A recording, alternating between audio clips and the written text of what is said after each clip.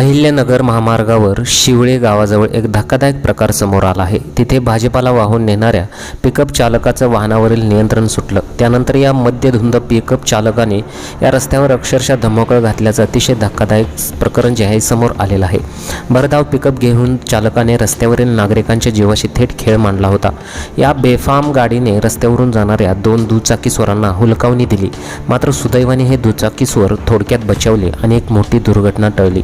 चालकाचे वाहनावर नियंत्रण सुटल्याचे पाहून गाडी नागमोडी वळण घेत असल्याचे पाहून पाठीमागून येणाऱ्या इतर वाहन चालकांनी आणि स्थानिक नागरिकांनी तात्काळ धाव घेत या पिकअप चालकाला अडवले।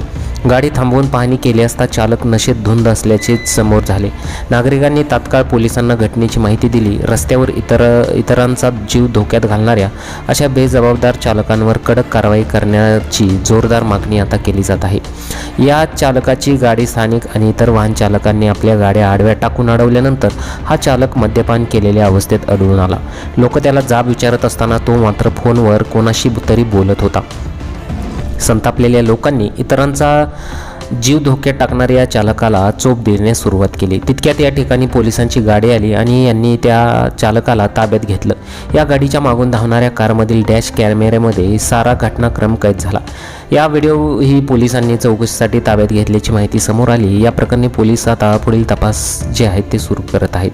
कल्याण अहिल्यानगर महामार्गावर माळशेज घाटात तब्बल 100 फूट लांब आणि 8 फूट खोल रस्ता खचल्याने भीषण अपघात धोका निर्माण झाला आहे। सुदैवाने रस्ता खचताना कोणतंही वाहन नसल्याने मोठा अनर्थ टळला, मात्र या प्रकारामुळे महामार्गावरील वाहतूक काही काळासाठी पूर्णपणे विस्कळीत झाली होती।